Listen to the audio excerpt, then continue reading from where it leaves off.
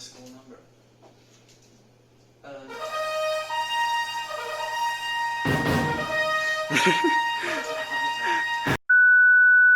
Okay, the shift of aggregate demand is affected by several factors. It's consumption, investment, government purchases, and net export. Since the virus outbreak, people travel less, and that makes people travel spending on the consumption spending on travel drops significantly, affecting the aggregate demand curve to shift. And the outbreak also affects the manufacturing of many industrial products because of the risk of virus spreading among the workers, decreasing the net export. Further, it shifts the aggregate demand to the left, like this. It shifts to the left.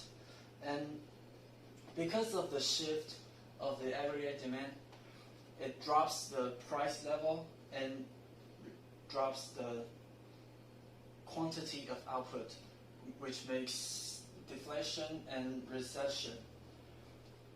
But in the long run, the low price, which makes the firm less profitable.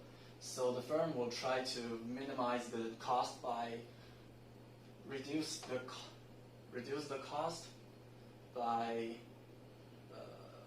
reducing the wage or hire less people. So the short-run aggregate supply curve shifts to the right.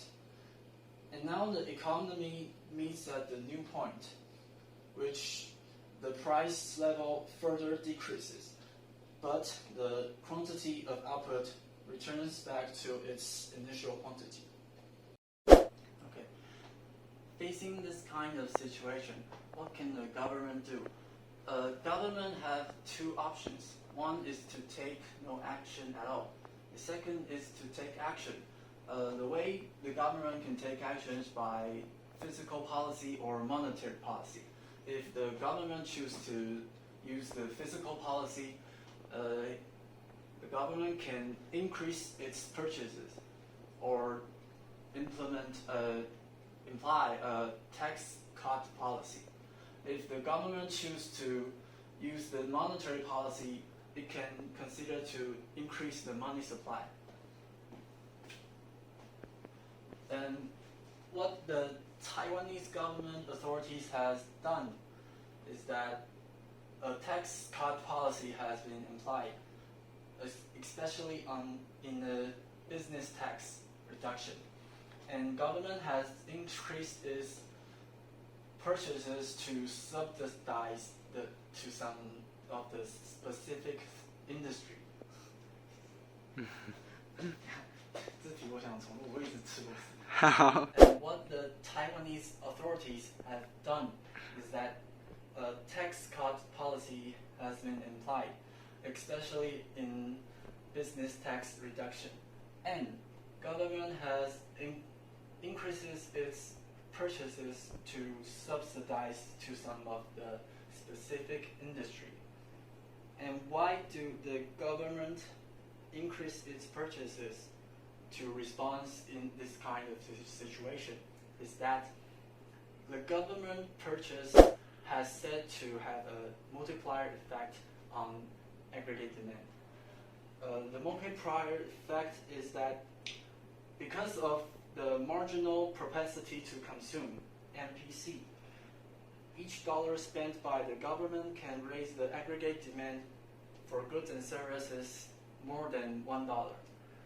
The multiplier effect refers to the additional shift in aggregate demand. When expansionary fiscal policy increase income and thereby increase consumer spending, when aggregate demand shifts to the right, it results the price level to go up and the output go up too. Brings back the quantity of output and the price level to its initial state.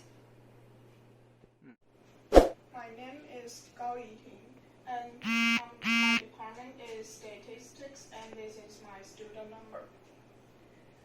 The first question of the second question. President Donald Trump began setting tariffs and other trade barriers on China with the goal of forcing it to make changes to what the U.S. says are unfair trade practices in 2018. Among those trade practices and their effects are the growing trade deficit, the theft of intellectual property, and the forced transfer of American technology to China. On July 6, 2018, American tariffs on $34 billion of Chinese goods came into effect. Trump stated that the previous tariffs of 10% divide in $200 billion worth of Chinese goods would be raised to 25% on May 10, 2019. And the trade war also causes serious capital flight from China. The effect of the tariff policy to U.S. In the tariff policy, that is the import quota, does not affect the net export and the net capital outflow. And so that the aggregate demand curve in the global funds market will not be affected. So the real interest rate and the net capital outflow will stay at the same. But the demand curve of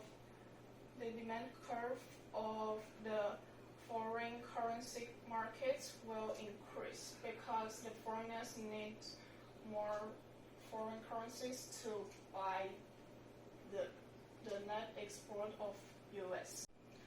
Because the investment to U.S. has increased, so the net capital outflow of U.S. the net capital outflow curve will shift to the left of U.S. And so the aggregate demand curve in the global funds market of U.S. will shift to the left too, and that leads to the reduction of the real interest rate. And so the supply curve of the quantity of foreign currencies will shift to the left and leads to real exchange rate raise. The effect of tariff policy to China. In this case, tariff policy will influence the export of China, but it will not influence the net capital outflow and real interest rate. But because the export of China reduced, so the burden of the foreign investors or the consumers will reduce too. So the demand curve of the foreign currency countries will get down. Because of the capital flow, because of the capital flight from China, their net capital outflow shift to the right and increase. And so the aggregate demand curve in the global funds market of China shift to the right too, and thus increase the real interest rate. And because of the increasing of the real interest rate, the overall price of China will decreases. And the net capital outflow also influence the quantity of the supply curve of the foreign currency market. So the supply curve of the foreign currency market shift to the right, and then influence the real exchange rate. So the real exchange rate is declined. And the nominal exchange rate of the China, that the tariff policy of U.S. reduces the export of China, but because of the real exchange rate get down, the exports of China may increases again. So I think the nominal exchange rate is depend on but the real exchange rate or the reduces of export which is bigger. In this case, I think the tariff policy of Donald Trump has success because the real exchange rate of US dollars has increased, and so that will attract more investment to US. Hello everyone, my name is Song Yu Shang, and today I will be explaining quantitative easing. Quantitative easing is basically injecting money into an economy in an effort to stimulate growth. So this first started off 10 decades ago when the interest rates in developed countries were already low. So the government needed to find alternate ways in which the economy could stimulate. So quantitative easing was invented. So basically, essentially what this does is that the central banks injects or credits itself money, and then it creates more money in the economy, so it will buy assets from the public such as bonds and bills, which in return makes it easier. It lowers the interest rate and makes it easier for consumers like us, like the households, to purchase, to make car loans, to make house loans, to make it easier. So quantitative easing also lowers the yield, which is the return investors get from their investment, and it also makes it easier for government and household to borrow, hence the term easing, because it makes it easy for consumers to borrow. And it differs from conventional monetary policy, because in conventional monetary policy it's short term. Governments will buy and sell bonds in a shorter term in order to affect the interest rate. One example of quantitative easing is the Lehman Brothers example, which was the fourth largest investment bank in the US in 2008. It declared bankruptcy, and many people still remember that up to today because it could be seen with people leaving the banks. And this bank was connected to a myriad of other banks, which caused a ripple effect so that the US stock fell, which resulted in a market panic. So what the government did was initiate quantitative easing, which is injecting $1 trillion into the economy, which in a result started to stimulate market activity again because interest rates were low. So this was successful because the economy was able to recover from that. And finally, I'm going to explain in graphical form how quantitative easing works. So as you can see here, when the interest rate is high, consumers will opt to borrow less money. But if the interest rate lowers, then consumers will borrow more money, which in effect kickstarts the economy. More businesses will want to borrow, more consumers will try to borrow from financial institutions, which saves the economy. So thank you, and this has been a lesson about... Okay, hello everyone, my name is here. And now I'm going to talk about the European debt crisis. So, we all know that there are 5 countries that cannot pay for their debt, which is Portugal, Italy, Ireland, Greece, and last but not least, Spain. And there's still one country that all 5 countries are expected to pay for them, which is Germany.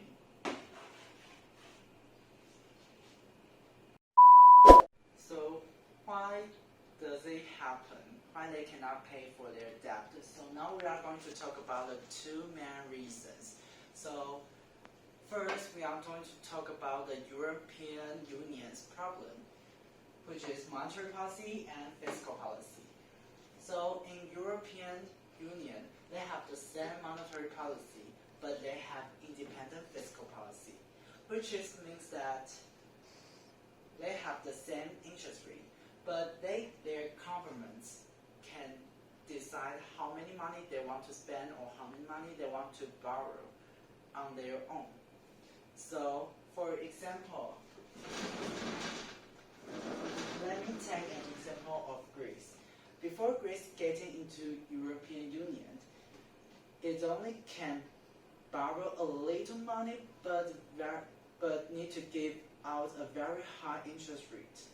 But after it getting to the EU, it can use a low interest rate, just as Germany, to borrow a lot of money. But in fact, they totally cannot afford so much money due to their small economy, which compares to Germany.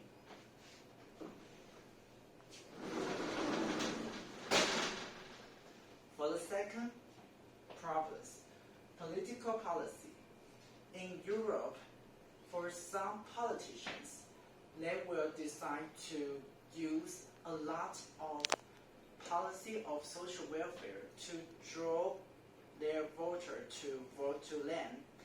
So, due to the high cost of social welfare, they have so much debt in their country.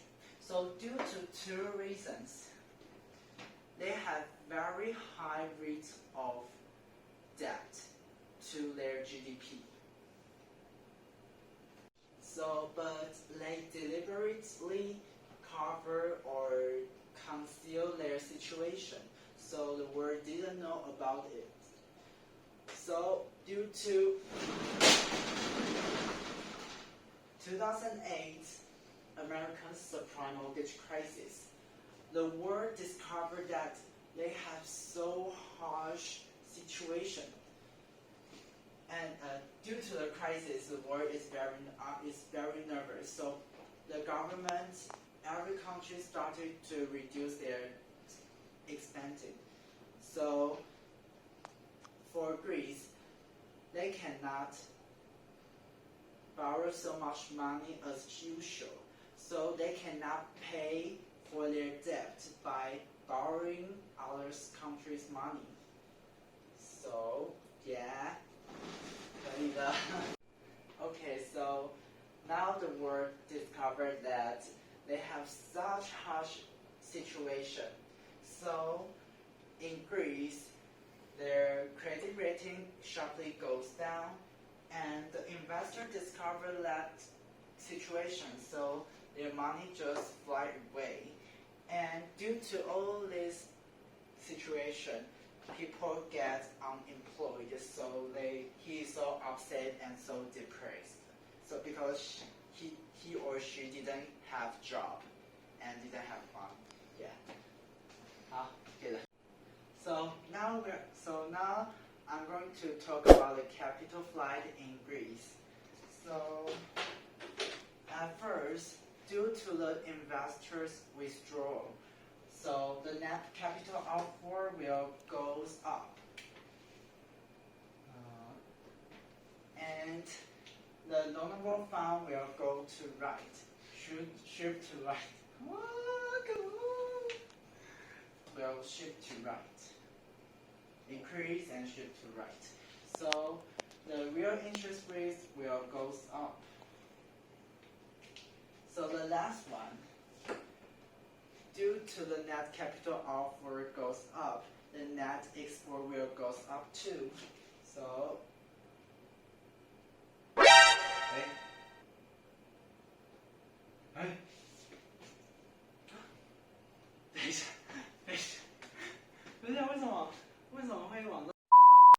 Yes, so the net export will increase too. So,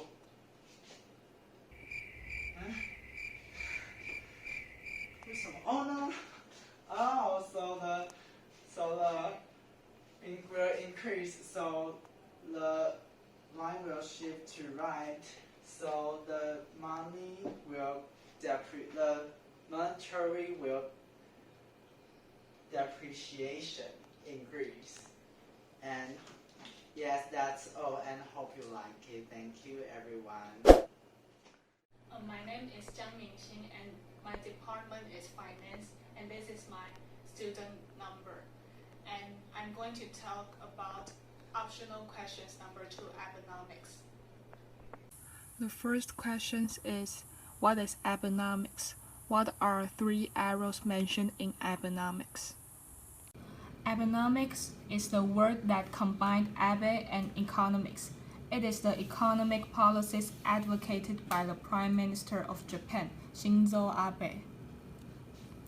Abenomics is based on 3 arrows. First one is monetary policy.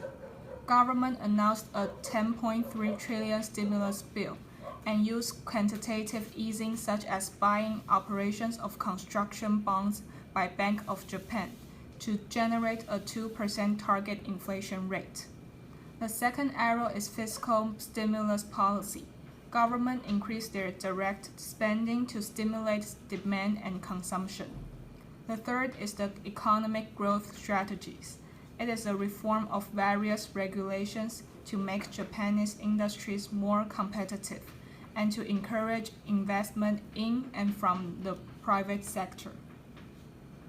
Questions number 2 is, use appropriate models to explain why Mr. Abe tried to use these arrows to save Japanese economy from the recession. As I mentioned before, government announced stimulus bill which caused the money supply shift to the right, and it caused the real interest rate move from R1 to R2. As real interest rate decreased, the net capital outflow shift to the right. It caused the depreciation for the yen and increased the export.